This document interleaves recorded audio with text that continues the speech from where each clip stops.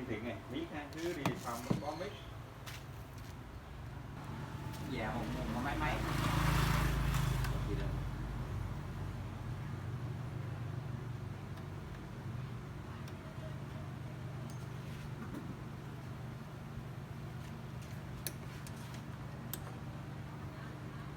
Lên ba bên ba bên giờ gì hả các bạn, còn kéo lên đây cái ngày này dao rồi ngày này vô có mâu thuẫn.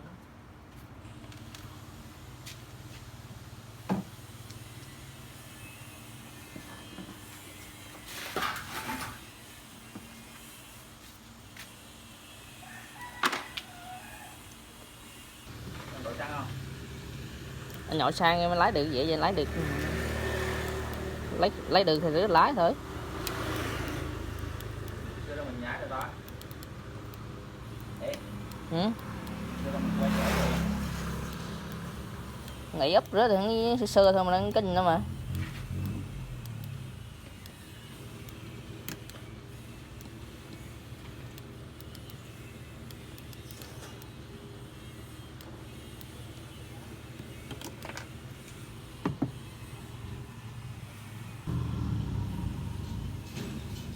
Hai chục rồi đó. Ừ. Bao nhiêu mình nói Mỹ cho tiền mà không biết nha. Mỹ kia không có. Bữa trong nhập công lái nha, ơn thì nói thì lái. Lấy triệu chứ. Mày đang mày bằng màng à? Không màng nhưng mà hắn nói cứ lái về mua ở đây để cho anh em tụi mỏ nó đạo ra sắp xếp thì phải nhờ, còn không thì thôi vậy đó mà. Để nói thẳng luôn mà. Nhưng mà ban chung là chừng mua đó thì còn nếu mà không lái hơn thì phải thắng. Người bị cốt rồi, kiện nước gì đó. Nói về đây còn một lái.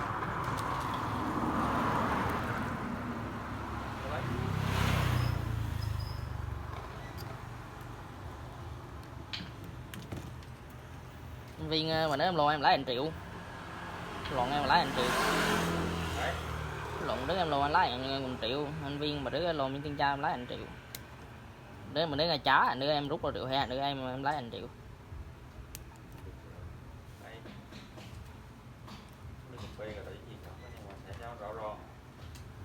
Đúng không?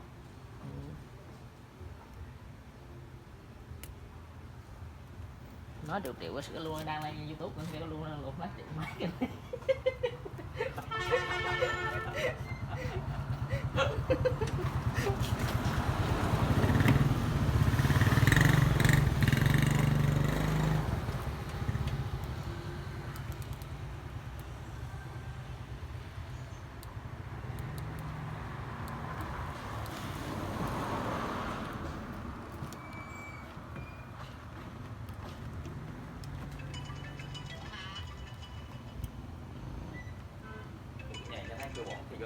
Em á.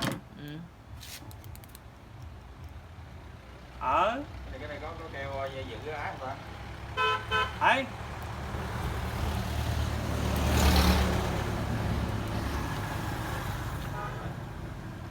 Thì có keo dự án không? Thì keo rỉ me trong đi luôn múa luôn đó.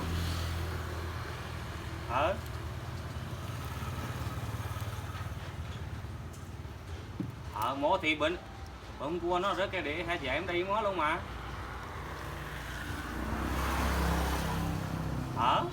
Rồi chủ nhật con Ron trở về, chủ nhật con Ron trở về.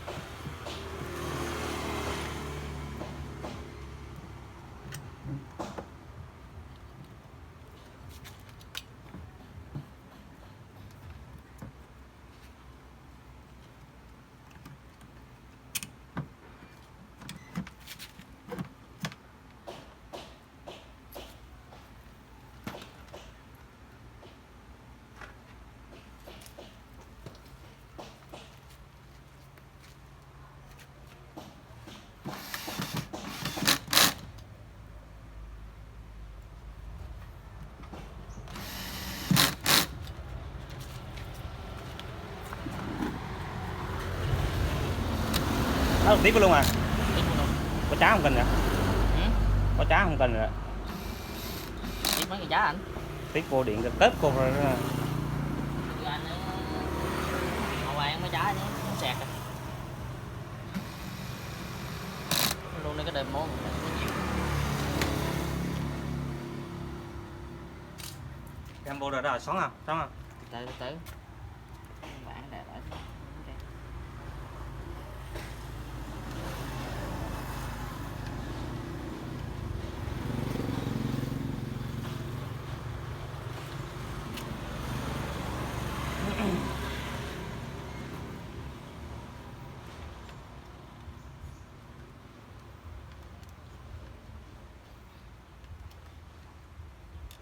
Tối nay Việt Nam Philippines.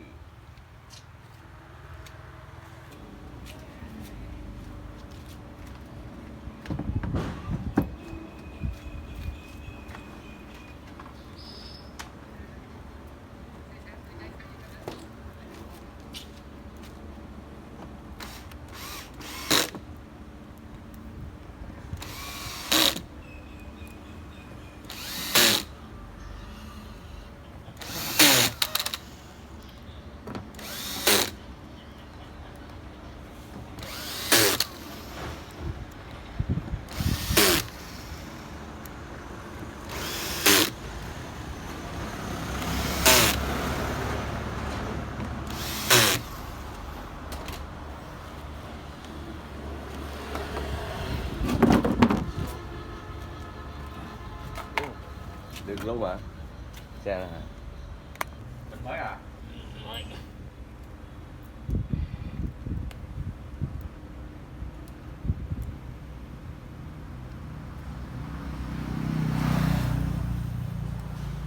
Mua một thằng thứ bảy à? Thứ bảy. Mua con cây nó bánh ngon hơn. Nó bánh của con chị ấy. Mình con cây thay được nó này nó sức lắm. Thứ bảy có Của hắn có hả? đơn được rồi sao? À, Đơn đó rồi phải không? Đơn có đồ đây là cái con mà. Mua một quả đồng này.